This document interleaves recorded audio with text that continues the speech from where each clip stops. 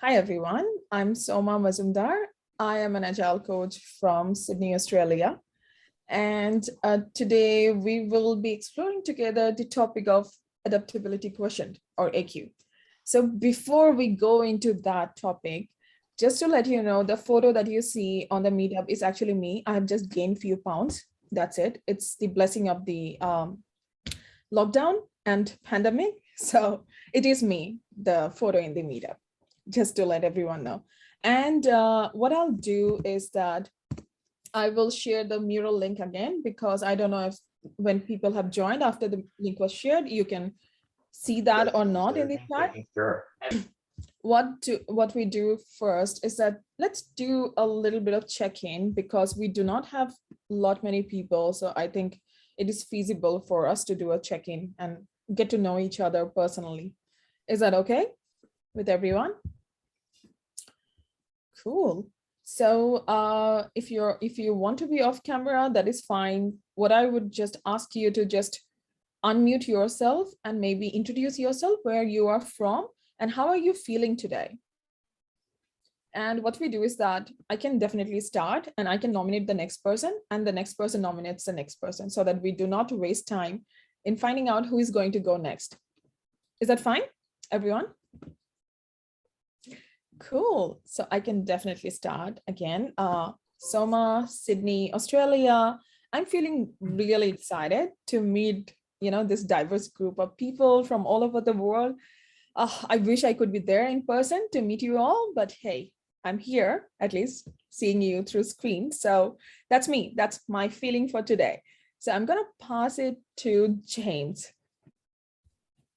Thanks, Soma. Hi, I'm James. I'm from Sydney, Australia. I'm feeling still a bit tired today. Had a bike ride on the weekend and juggling my daughter with COVID, so it's been a bit interesting.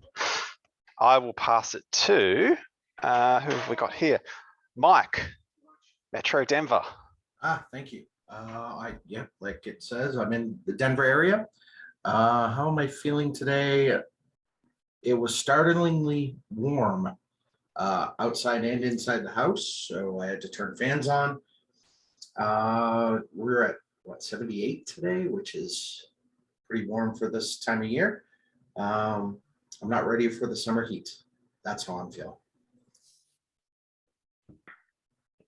And I will pick Nicole. Oh, thanks, Mike. I'm Nicole from Auckland, New Zealand. I'm also feeling rather hot. It's just suddenly got really, really hot. It was quite cold this morning.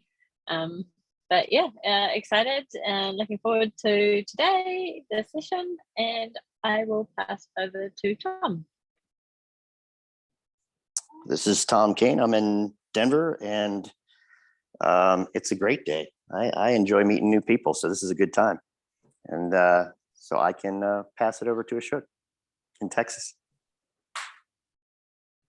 Hi, my name is Ashok. I'm in Arlington, Texas, and today feeling humid, hot. The Texas heat is here, so definitely warmth is here. So spring Texas is super hot, but more work remote distributed, so it's a good thing. I will pass it to Ron. Hey, this is Ron, South Denver. Busted into this Monday with a ton of energy, and then the last meeting of the day was a refinement session, and it kind of went a little bit south. So I'm looking to pick up a little bit of Agile energy from the group here. Get back on track. Thanks. Well, yeah, let's see. It was very rainy over here, and I had an appointment with a dentist. So I left. It was a little stressful leaving the house, and then on the road too, and then going to the dentist can be kind of stressful as well. So I had a stressful morning, but I took a walk by the close to the beach, and just looking at the ocean was very relaxing and healing. So I'm looking forward to hearing about people's way of adapting to circumstances and events. And I will pass this to anyone who hasn't gone. I guess somebody in Denver who has not gone. I'll jump in. My name's Jamie. I'm from Denver. And how I'm feeling today. I'm feeling really positive. I was lucky enough to have the whole day today outside and really enjoyed the sun. It was beautiful.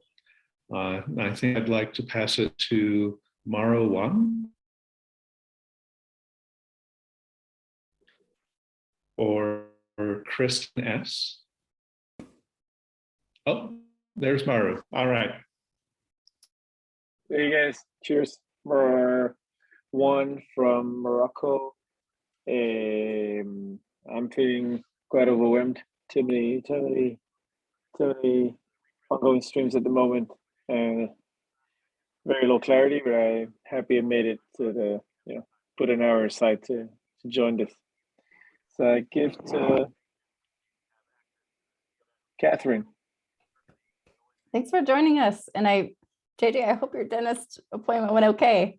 I'm feeling unpredictable today because my computer decided to just not work, even though I had a bunch of meetings. Funny how that happens. They're overnighting me a new one, but I had to just go with the flow and realize we're not always in control of that stuff. So hopefully this goes all smooth. Rain and all in internet. Let's see.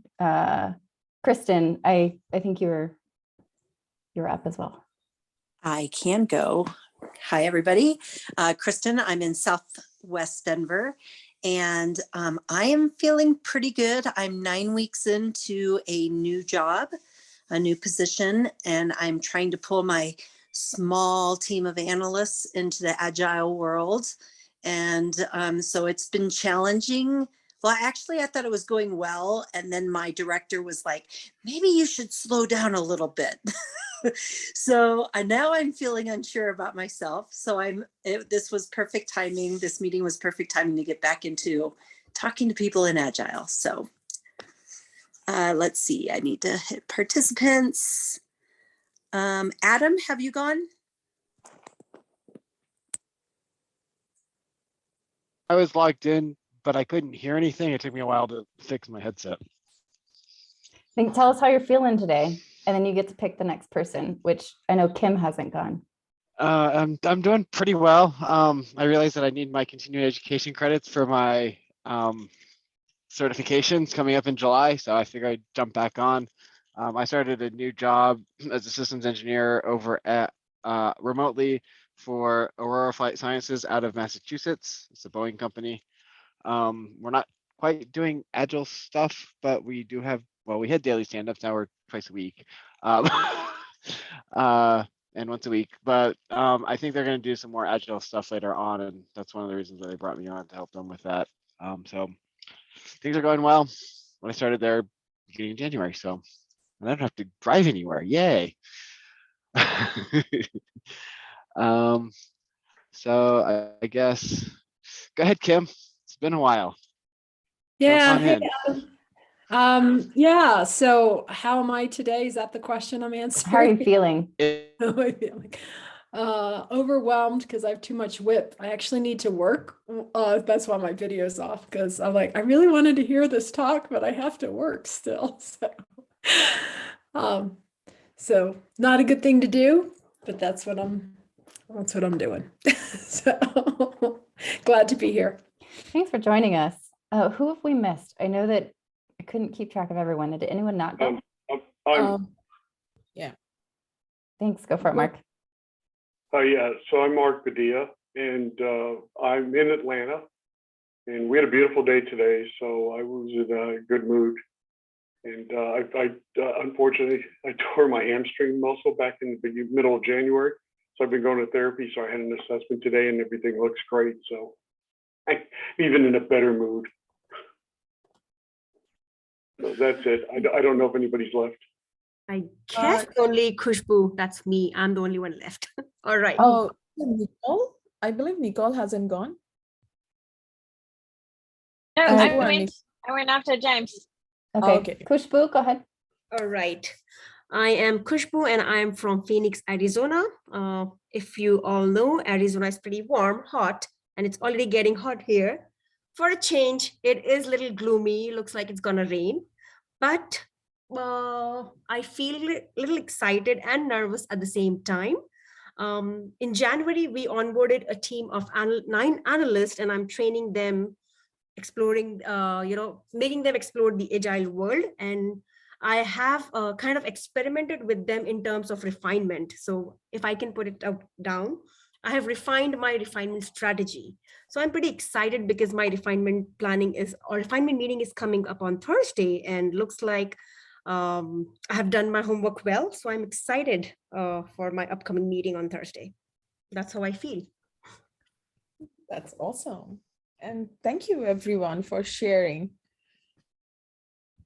Okay, so could everyone check the mural link that's been posted on the chat if you can access it?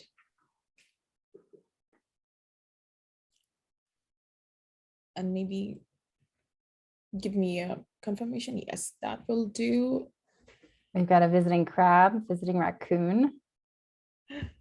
I'm gonna go and share so that I can also see. Yeah, I can see everyone is coming there. That is awesome. Catherine, when I do this, if I'm sharing, please let me know if anyone has their hands up or something. Okay, Because I will look for the peripherals so you can focus on facilitation. And if I miss, I invite anyone else to speak up as well, so we don't miss anyone. Yeah, just unmute yourself.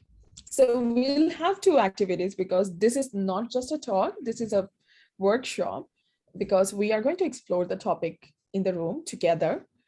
Cool. Welcome everyone.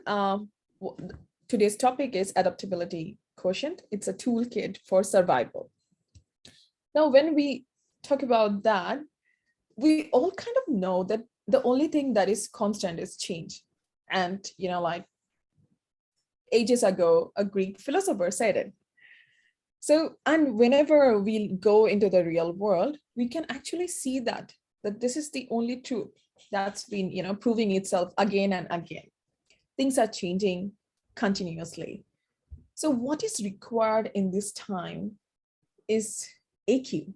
Now, we all must have known about IQ, EQ. We know that how important they are. One thing we often miss to understand the importance of AQ. So how important it is to adapt with the changing time. So that's what we are going to explore together, that what is AQ and are there anything that we can do to improve it? I'm going to pause it there for a second. If anyone has any question or any comment from the group, that what do you think? Is it important? Well, given the amount of change we've seen just in the last 2 years, I would say absolutely. Yeah, that's the biggest proof, isn't it, Mark? The pandemic, how it made us adapt to new things in no time. Absolutely. Cool. I would also request, a lot of engagement and interaction, because I really hate to hear myself alone talking. That's kind of boring for me. So it would be really great if we all can pitch in and give our views along the way, that what do you think about this? Okay, so what is AQ? AQ measures an individual's ability to adjust to change in real time. Can you think of any example where you would see that, okay, what kind of changes are those? And you have seen people actually displaying their AQ, or, like how, if people have high Q, what are the few characteristics that you can see in them? Anyone from the group?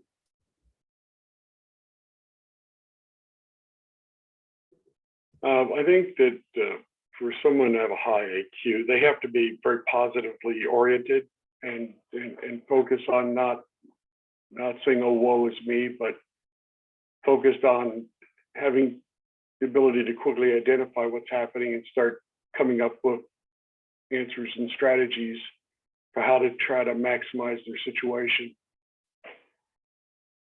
Yeah, that's wonderful. Thanks, Mark. One of the other things which I find very evident when people have high AQ, they are very much socially aware. They know what's happening in their surroundings. And that's just amazing because that gives them the cue or the ability to change according to their surroundings. Any comments on that? I'm thinking about, right, in Agile, we talk about being able to pivot, right, and pivot when needed, right? So, and also thinking about my personal life of movers were scheduled for Saturday and found out Wednesday night that I needed to buy a new car. And that my car wouldn't make the 200-mile drive with the movers on Saturday. So, Responding to change, Kim. right, exactly. So rescheduled the movers and researched and bought a car in 24 hours, which is not my normal. My normal would be researching for like a month. That's impressive. But you got to do what you got to do. Right? Too, I think of like my daughter has a little bit of challenge, like task switching, like pivoting. And I think there's something about switching from I was all invested in moving in a direction and then I have to change, and your brain has to go through a process of like deciding and committing to a new thing. And then also we might have some cost bias or attachment to the path we were on. So I think that it's actually pretty complex to respond to change. Sometimes it's also, oh, go for it.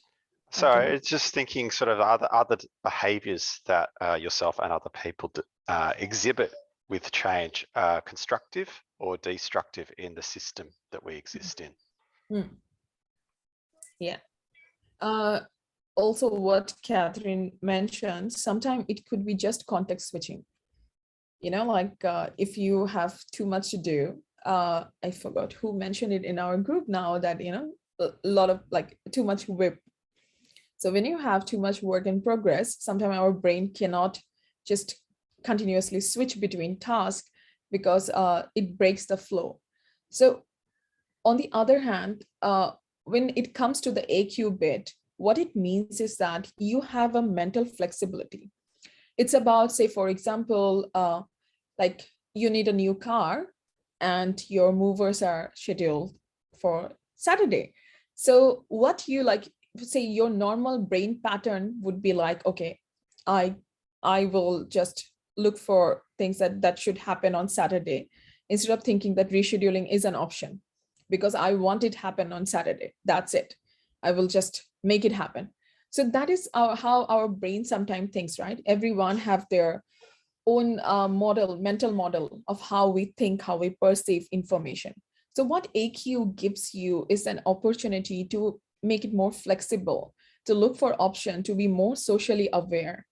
And one thing that I really liked about AQ is that it increases your grit, so ability to pursue a goal, even if there are obstacles. So that's what was mentioned just before, you know, the example about the car and the rescheduling. So one thing really, I'm apologizing because I cannot see who is talking. So I might not be able to pinpoint the names who gave those wonderful examples. So yeah, now let's get back to like who adapts and why. So some of the things that you will always notice that these are the characteristic that you can find in people who will adapt and who learns to adapt. And this is the reason. So when you are thinking of AQ, it will help you to broaden your mental flexibility. What do I mean by mental flexibility? So when you have a broader mental flexibility, that means you will be able to hold contradictory ideas in mind. So you wouldn't just refuse or, you know, like straight away say no to a different opinion than yours. Instead, you will have that understanding of realizing that there can be different options to solve a problem. So let's hear it out. Let's figure it out. What is the best solution to solve a problem? So that comes with AQ. Resilience is one of them. The best part is that you can unlearn. So this is one of the things that I have always noticed. An example from my working experience is that when a project manager becomes a scrum master, so like, let's say that, because of the restructure, they just want to change the job title of the project manager and want them to become scrum master. There are some really good people, good candidate who has higher AQ. They really want to learn and unlearn the old ways. However, at the same time, I have always observed that there are some candidates who really struggle to go through that journey of leaving behind all the things they used to do as a project manager, and then just, like trying and adapting to the new ways of working, learning something new. So it requires a lot of unlearning, and it is scary.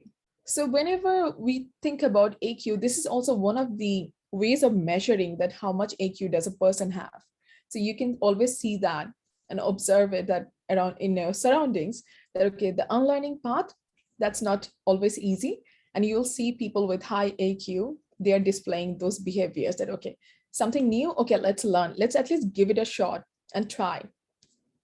When you have high AQ, one thing that always happens is that, self-belief and self-assurance.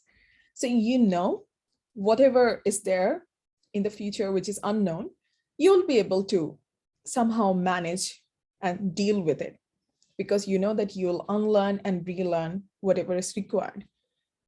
Well, these are my thoughts. What about the group? Do you have any example from your work, from your life, anything that will tell us that, okay, this is how you can observe someone who has high AQ, low AQ?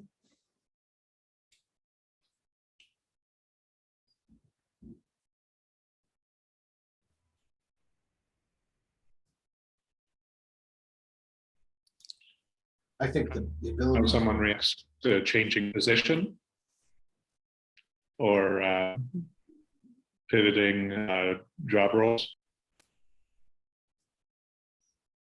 Yeah. That's people's nice. abilities were on display when we had to adjust as a society to the COVID situation of 2020 and 2021 and current. I mean, it's still up and down here.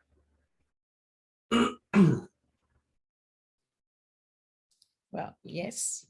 Do you have any specific example of the mental patterns where people really struggle to be flexible with them? In the two companies I've worked for, it's been leadership that has actually had the tougher time with adapting to the new world. So many individuals in leadership, at least where I've worked, they thrive on having everyone around them and being able to talk in person nonstop. And it was hard for a lot of them.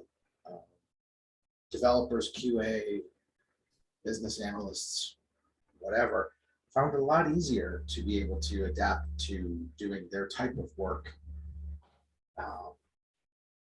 So a lot of it depends on what you do and how you thrive. Now that Mike said leadership, that's triggering me too, because I'm noticing a lot of I don't know if everyone else is seeing a lot of turnover and new folks, but especially in leadership, a reluctance to be a learner first. And I'm going to do what always worked in my past experience, rather than taking stock of what is the environment I found myself in. Maybe something else is required of me in this space. So I think that connects to having a learner mindset as well as something that you had said also. Speaking my language right there. That's very true. That's awesome. So what are the different characteristics that you'll see? We have covered this briefly, but these are the few that I could think of and put it in here. So a person with high AQ will be curious. The person will always look for, find out that why something is happening. The curiosity is really important. Will be a problem solver, of course, because it's not always pinpointing the problem, it's also, coming up with different innovative ways to solve it. Will be creative, innovative, mindful. This is a very important aspect of it. If you are not mindful of your surroundings, if you do not know what's happening, you will not be able to change when the time comes. Lifelong learner, not afraid of the unknown. So whatever is coming in the future, they will be okay with it because they know that they have the ability to change when it is required, and aware of the surroundings. So anything to add to that? Can you think of something else that can be added to those characteristics?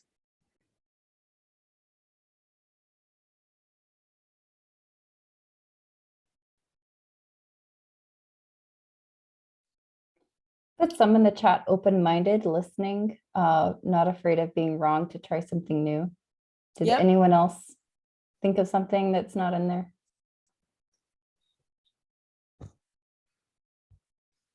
Well, you are welcome to put it up there actually. So grab a sticky, just put it up there in that box, whatever you think is missing from those characteristics. So one of the things we didn't mention, and to be effective, you've got to be able to do it for more than just yourself. But communications, I didn't see something about being an effective communicator, compelling communicator. Well, so why? Okay, that's a very good point. So it is actually embedded in few of the things in here.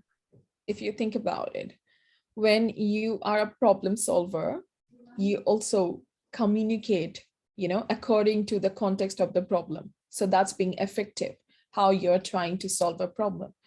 When you are a lifelong learner, because those things come like the effective communication, it is just not a single bucket in my mind. Again, I'm happy that you raised it up and you can put it up there, but I'm just. The only reason I mention it is because I've been through a number of organizations that have gone through significant change. And you find that, yes, the problem solving, there's communications, innovation, creativity, is always communications, but there's also just communications you do that's not really part of any one of these, but it's just to continue to engage people, to continue to bring them in, to pull them in, to let them feel like they're part of it, even if they're not in parts that are actively changing, to create inclusion. And it's an ability to, because trust me, that wasn't my strength, and I had to learn to develop that skill because I had to do that because I realized people were getting very nervous about the change we were going through and what that meant. And even if it didn't touch them, I still had to help them understand why we were doing what we were doing and what we thought the value of it was. So you just spend a lot of time communicating just to make people feel safe, even if it's not about addressing specific actions or needs that are here. Yeah, I think that's a very valid point, and put it up there actually.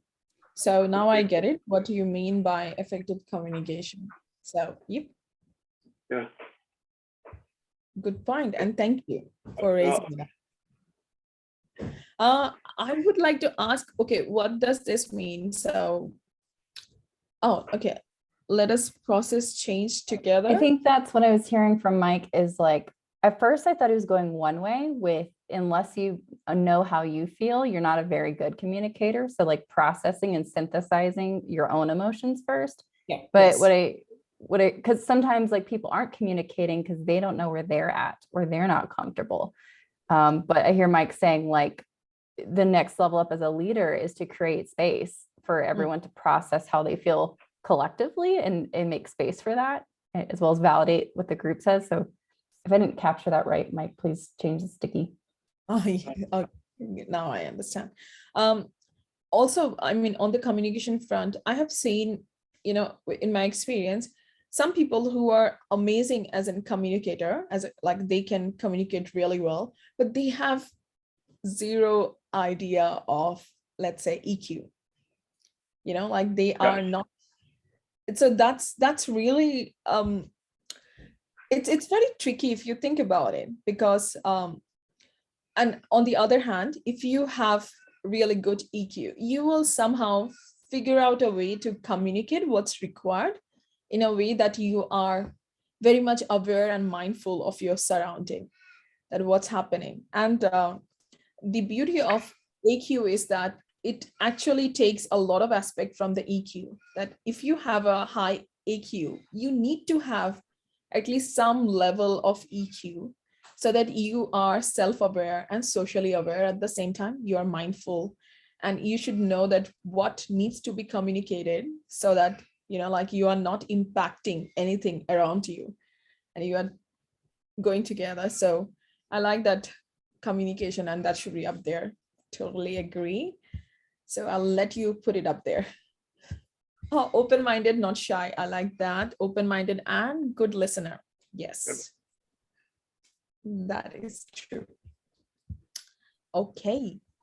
And one more thing, Soma, like not only the not afraid of the unknown, but like not afraid to be wrong. I think some people are afraid of being found out if they don't have the answer. Yep. Not afraid to fail, right? Like, because that's one of the things that is being associated with unlearning. So whenever people, why people are scared of unlearning, because they are comfortable in their learning zone, which they have been doing for all these years. So one of the first thing that comes to mind is that, oh, I'm going to fail if I try something new. So I guess not afraid to fail should also be included in that. Good point, and good catch, team.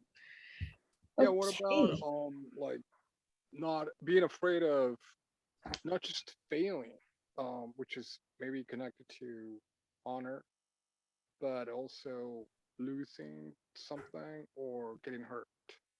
I mean, for me, it's more about a fear of loss and change for the worse, or being hurt. Yeah. Like, what's an example, JJ? And your audio is really soft, so I don't know if you want to talk closer to your microphone. Well, an example, confrontation, perhaps, like in relationship. Let's say that you need to confront something, and I can't give you like a specific example at the moment, but I'm thinking more in lines in a general way, in relating to someone, and you need to confront, let's say, a parent, as far as a dynamic that you might perceive being dysfunctional or toxic.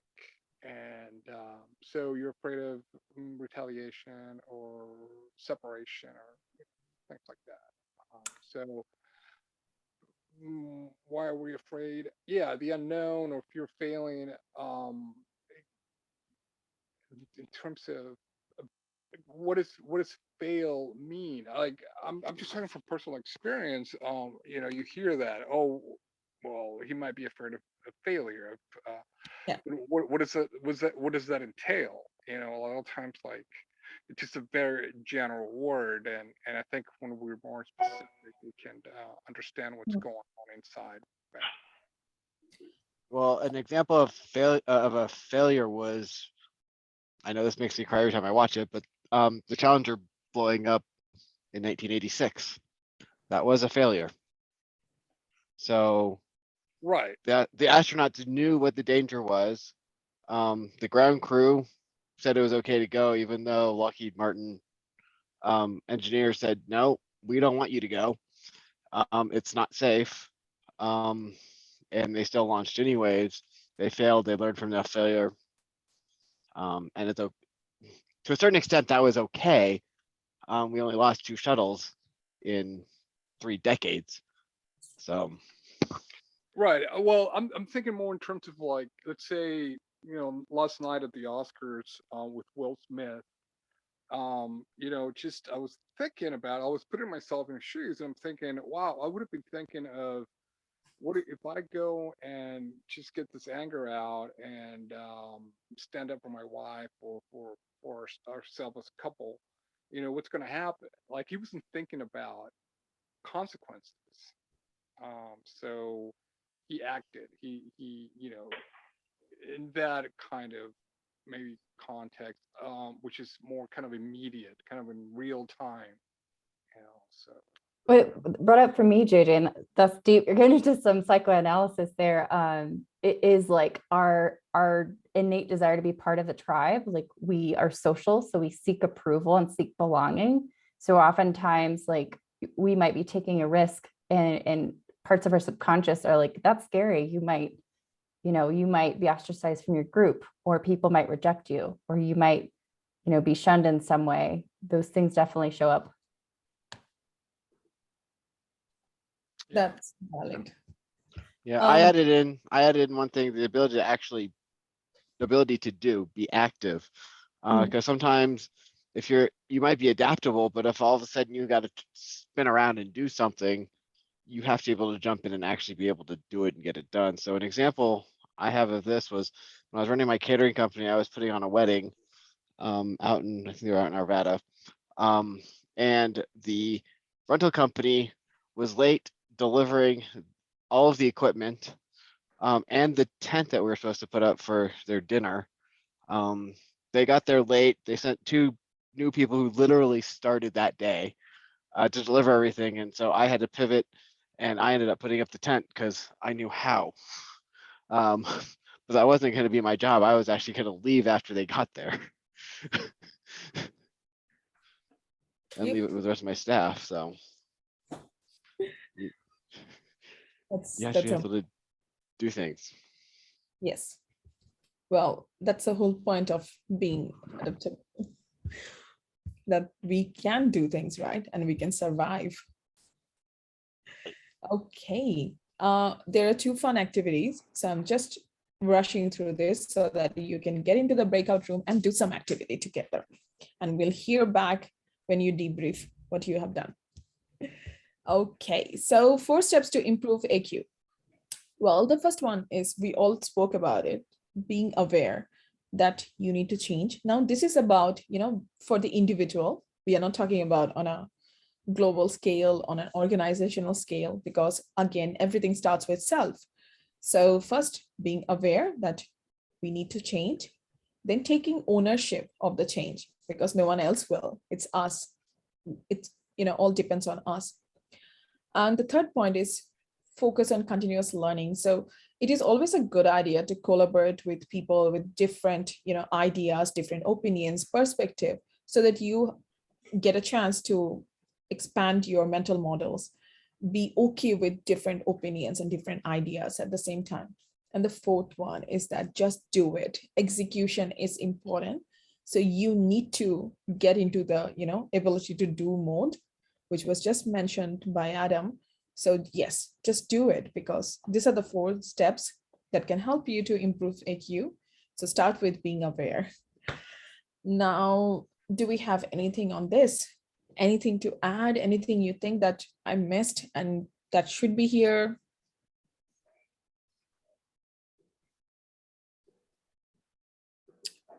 Well, if we take Agile in perspective, then after we do it, then we probably should have a retrospective. Yes. So we can be more aware later. Yes. And we go back to number 1. Yeah, it's a circle. It's a cycle, not circle, sorry. Yes, that's very true. And that is a valid point. So introspective would be the better word, I guess, because it's, again, starting with self. So continuously do that. That's what I would say. And it's a journey. Remember, there's no, set date or goal, because we have to keep on going through this cycle of learning, unlearning, relearning, and being aware of our surroundings. So it's a journey. The important point is that you are eager to start that journey. That's where we should be focusing. And if we are okay with this, then the first activity, so I'll just show you. So when you go to the outline of this mural, you will see the spaces out there. So breakout space 1, 2, 3, 4, and 5. So based on the number of people present in the meetup now, Catherine will I think we'll actually try 4 groups. 4 groups. Awesome. Yeah. So use the first 4 breakout space, and you'll be in breakout rooms for 2 activities. So what we are going to do is the first one, which is known as the bias bingo. So I'll just show you where it is and where you can just use sticky notes. So there are the definitions of different biases. And what you need to do is that have a discussion within your group and identify the different biases from this paragraph that's written here. So there's a small story or something, and you need to find out that what biases are present in this article in here. So when you do that, also maybe have a discussion in the group and have a chat that if you have seen it somewhere at workplace, what is the common forum where you can see some bias that keeps on occurring? Like, for example, one of the things that I have seen sometime in leadership meetings is affinity bias. And if you read those definitions, you can maybe you can identify some different biases which you might have seen in your leadership meetings. So questions on the first activity.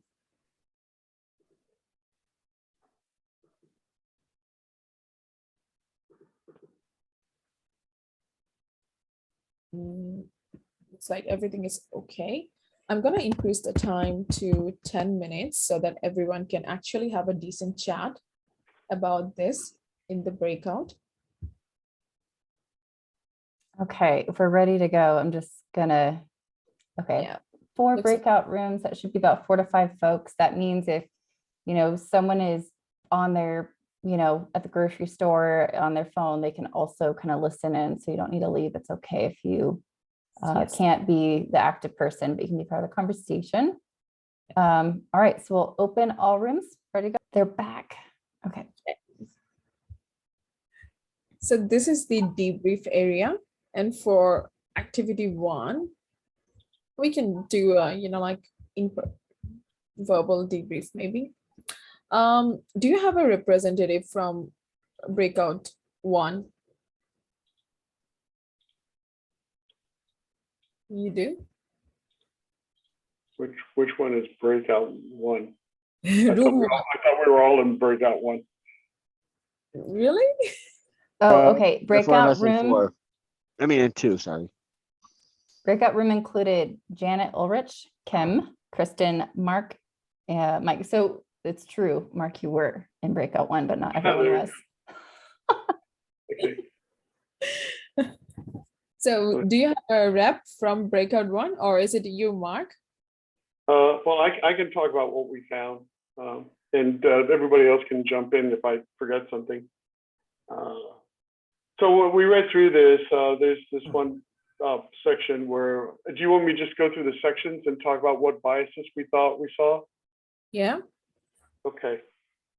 So where they talk about the spending 2 years on building this, and that they were sure we just invested a considerable amount of energy and resources into the project. We believe we could focus on improving the current customer, and that would bring more people to the platform. So we thought that the first part of that was sunk cost, because they were talking about, well, we spent all this time, so it's not like we can walk away from it. And then it was we thought it was an overconfidence bias, because at no point did they talk about how they tested that hypothesis to be able to say that, yes, and here's why we know with some certainty that this will work. Yeah. You want me to stop or just keep going?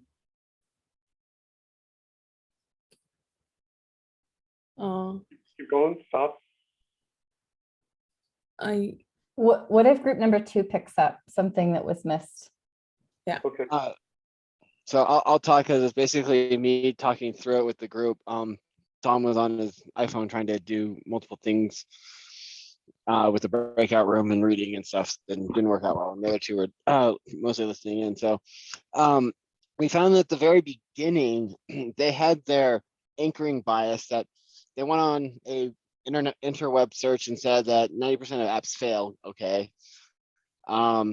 So they went on to say, well, we're not going to fail because even though later it says that when they talk to customer support that her friend said that most of the customers there didn't want an app, didn't need an app for what they wanted. And so they were still anchored in, well, we need an app and 90% of them fail, but we're going to then go with what Mark said, was that we're going to anchor ourselves and say, I mean, not anchor, but we're going to be sunk cost. We're going to put money into this anyhow. So at the very end, they're like, well, if we can just change the onboarding sequence or remove extra steps in shopping, maybe we could increase it. And my thought was, well, where's, like Mark said, where's the research?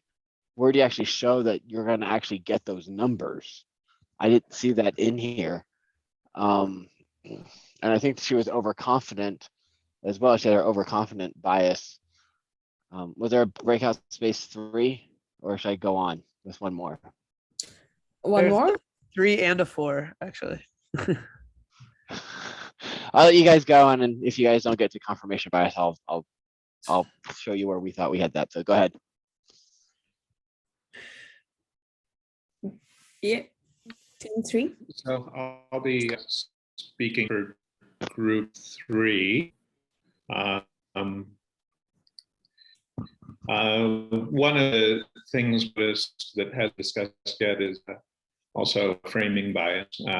We thought that the last bit there in the stating that 20% more new users and increases sales to 15%. That's definitely put at the end for a reason. Would group 4 like to take the rest of it? Because I think we've covered quite a bit. Yep. Yeah, so we identified a lot of bias in here. I don't know whether you can flick to our area, but we saw the first sentence being anchoring, the second sentence being sunk cost. I recently spoke to my friend Isabella as being affinity, and we also noticed that there appeared to be confirmation bias there too. Down further, we saw overconfidence, and I know for sure that sometimes it's enough to change. Was a bit of status quo, and then the final sentence looked like it was framing bias. That's awesome. So we also wanted to congratulate you on creating or finding a scenario that included quite that many biases. There's so many. There's so many, right? And it is actually very interesting when you know what this biases mean, and you can actually identify when you are in a group meeting or something. So the first step is always awareness, right? If you are aware, then only you can deal with it. So I always find it, sometimes I'm like over into it, that I'm just like, oh, that's bias. And I also try to check myself that if I'm having any of this. So sunk cost is something I'm trying to get over it, because if I put in effort, I'm like, oh my gosh, how am I going to leave it and move on to something else because it is not worth anymore. So that's one thing. I'm always being very cautious about myself and the bias. So maybe it can be like a cool activity for yourself, just trying to see that, okay, where do you land, and is there anything that you can do differently after learning? Now, before we move to the next activity, if you go to the debrief one, if there's anything that you have, that's a takeaway from this activity for you, that would be great. Just one sticky will do from each person. And I'm putting a timer, let's time box it. So 2 minutes. So for activity 1, just a request from everyone so that I learn from this. Then what is your takeaway from this activity?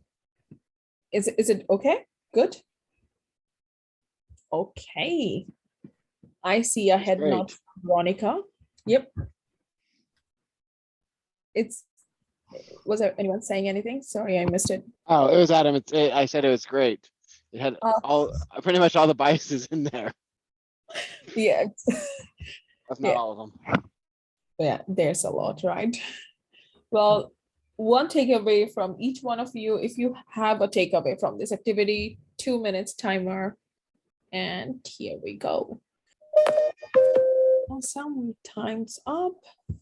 Okay, I know that it's getting late for people in the US, also for New Zealand and Australia. We have our work, it's a work day, so I'm gonna just move to the next activity. Let's do it, and then we all can just go home. Or we are home. Or to work.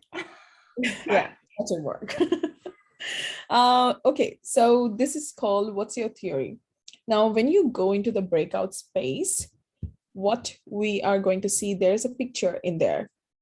And you can see that, there's some kind of conversation happening.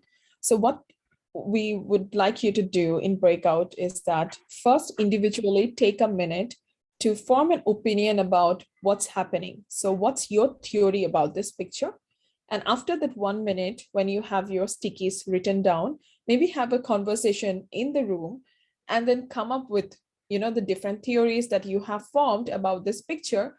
And also if you can notice the different patterns of thinking, so that would be great. So when you come back and debrief, maybe just tell us, what did you feel about this activity? So that would be it. And 10 minutes again. So do we have any question on this? What we are supposed to be doing in breakout?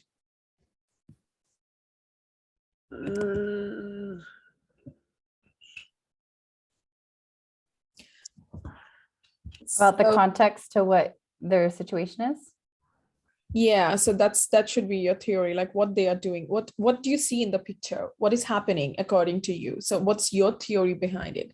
So if you need the instruction, if you go to activity 2, you can find here the instructions for this. And the picture will be in your breakout room here. Okay, I know we're starting to lose some folks because it's dinner time or work time. So the breakout rooms are a little big because I know we have some shrink. So we can try it with what we've got and hopefully it works out for you, if not make space for each other. Okay, away you go, hopefully forcefully. Yeah. So I don't think they knew to take notes in a different area. I was like, y'all are blowing the secrecy of the other team. They're like, we were giving them ideas. I'm like, oh, okay. Well, they still have the stickies, but not notes on it. They took it, the one below. Oh, there, the blue ones are for team 1. And the other color are from the other team. All in the same space. Oh, they are moving it now. Okay, clever. Clever. Okay. Oh, okay. They are moving it. So it's like you lost the secrecy. They got to see your ideas. It's okay. Yeah. Sometimes you make really great plans and they don't work out. Yeah. I think we are still sticking to the outcome because even if they are seeing each other, they are at least getting aware of the different, thinking styles. So that's what is important. Yeah. I really find it very interesting to notice, like how people are unaware of their social surroundings sometimes. So especially when you go for a social gathering and everyone tries to speak at the same time, no one wants to listen. Yeah, I have that in my family. I'm like, oh, are you aware? Someone else was talking to you? Same here, family, friends. And I'm like, and I'm really quiet when I go into a large group because I would really like to understand, where each of them are coming from and what's happening. So, and they always keep complaining that I don't say anything. They're like, I cannot talk when everyone else is talking. Like, if you would like to make space, I do have things I'm thinking.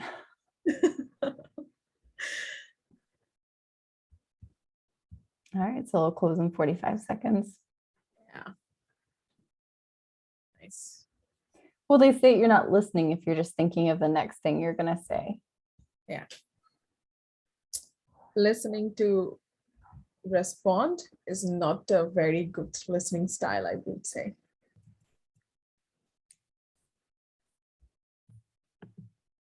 Okay, looks like everyone is back. Time is up. Okay, that's the natural tone of mural. Okay, fine. Yeah. Awesome. Cool. Everyone is back. So now we have only 2 breakout rooms. It says all breakout rooms will close in 3 seconds. I think. Oh. Now we're getting everyone. That's funny. I think you had some early adopters who are ready to come back. Yeah. We're Oh, so- really back. Got it. Okay. So now everyone is back, right? Yeah. Awesome. Cool. So what happened in the room?